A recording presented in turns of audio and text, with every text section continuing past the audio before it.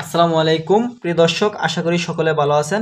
আজ আমি আপনাদের সাথে খুবই গুরুত্বপূর্ণ একটি ভিডিও শেয়ার করব এবং এই ভিডিওটির মাধ্যমে আমি আপনাদেরকে দেখিয়ে দিব ১৬ আনার চিহ্নগুলো খুব সহজে কিভাবে বোঝা যায় এবং চেনা যায়। ১৬ আনার চিহ্নগুলো আমরা অনেকেই কিন্তু পারি না। ১ আনা, ২ আনা, ৩ আনা এই চিহ্নগুলো আমরা অনেকেই চিনি না, বুঝি না বা পারি না।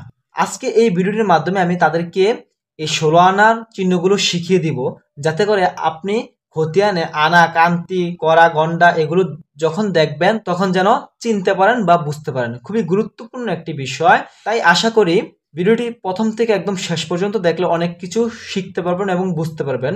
আর যারা এখনো পর্যন্ত আমার চ্যানেলটি সাবস্ক্রাইব করেননি, দয়া করে চ্যানেলটি সাবস্ক্রাইব করবেন এবং পাশে থাকা নোটিফিকেশন বাটনটি অন করে রাখবেন এরকম জমি সংক্রান্ত প্রয়োজনীয় ভিডিও পাওয়ার জন্য। প্রিয় দর্শক, যখন এভাবে একটা টান দেওয়া থাকবে তাহলে সেটা ১ আনা হয়ে যাবে। তারপর যখন এভাবে উপরের দিকে টান থাকবে ২ এর মতন, তাহলে কিন্তু সেটা ২ আনা হয়ে যাবে। এবং যখন এভাবে ৩ এর মতন উপরের দিকে টান থাকবে তাহলে কিন্তু সেটা ৩ আনা হয়ে যাবে। এবং যখন ঠিক সোজাসুজি এভাবে একটা টান থাকবে সেটা কিন্তু ৪ আনা হয়ে যাবে। এবং এই ৪ এর উপরে যখন এভাবে একটা ছোট্ট আকারের টান থাকবে তখন কিন্তু সেটা ৫ আনা হয়ে যাবে।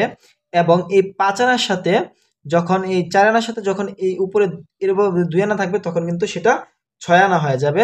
এবং এই ৪ আনার সাথে যখন আপনি উপরে এভাবে একটা ৩ এর মতন টান দিবেন ৭ আনা হয়ে যাবে। এই ৪ এবং ৪ এই দুটা টান দিবেন তখন কিন্তু সেটা ৮ আনা হয়ে যাবে। বা এরকম দুটা টান দেখলে আপনি বুঝতে পারবেন সেটা হচ্ছে ৮ আনা।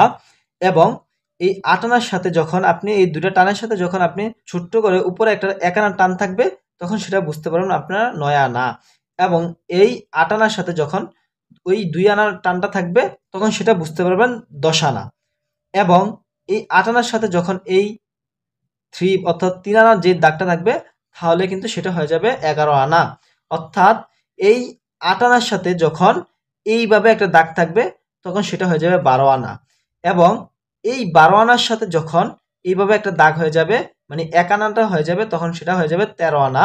এবং এই ১২ আনার সাথে যখন এইভাবে একটা টান হয়ে যাবে তখন সেটা হয়ে যাবে ১৪ আনা।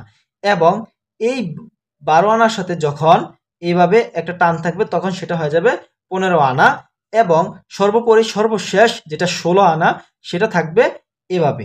সো আশা করছি আপনারা এই জিনিসটা বুঝতে পারছেন। তারপর আমি আপনাদেরকে আবার বলে দেই যে যখন দেখবেন এরকম একটা কোনাকুনি একটা টান থাকবে তখন সেটা ধরে নেবেন ১ আনা। এবং এই ২ এর মতো যখন একটা টান থাকবে, আমি যদিও একটু বড় বড় করে টানগুলো দিয়েছি, ২ এর মতন করে যখন একটা টান থাকবে তখন সেটা হবে ২ আনা। এবং ৩ এর মতন করে যখন একটা টান হবে সেটা হবে ৩ আনা। এবং এভাবে হচ্ছে ৪ আনা। এই ৪ আনার উপরে ১ আনা, ৫ আনা, এই ৪ আনার উপরে ২ আনা, ৬ আনা, এবং এই ৪ আনার উপরে ৩ আনা, ৭ আনা। এবং ৮ আনা হচ্ছে ২টা সোজাসুজি টান, এটা হচ্ছে ৮ আনা। এবং এই ৮ আনার সাথে একটা ১ আনা, ৯ আনা, এবং এই ৮ আনার সাথে ২ আনা, ১০ আনা, এবং এই ৮ আনার সাথে ৩ আনা, ১১ আনা, এবং ১২ নাম্বার আনা হচ্ছে এটা। এভাবে যদি থাকে তাহলে আমরা ধরে নিব এটা ১২ আনা।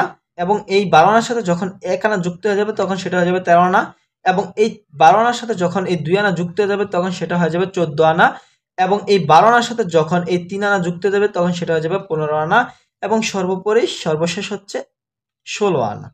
সো বন্ধুরা, যদি এই বিষয়টি আজকে আপনারা খুব সহজেই শিখতে পারেন বা বুঝতে পারেন, বা এই বিষয়টির দ্বারা যদি আপনারা একটু হলেও উপকৃত হয়ে থাকেন তাহলে অবশ্যই ভিডিওতে লাইক করবেন। যারা এখনো পর্যন্ত আমার চ্যানেলটি সাবস্ক্রাইব করেন না, দয়া করে চ্যানেলটি সাবস্ক্রাইব করবেন এবং পাশে থাকা বেল বাটনটি অন করে রাখবেন এরকম নিত্য প্রয়োজনীয় জমি সংক্রান্ত বিষয় পাওয়ার জন্য। আসসালামু আলাইকুম।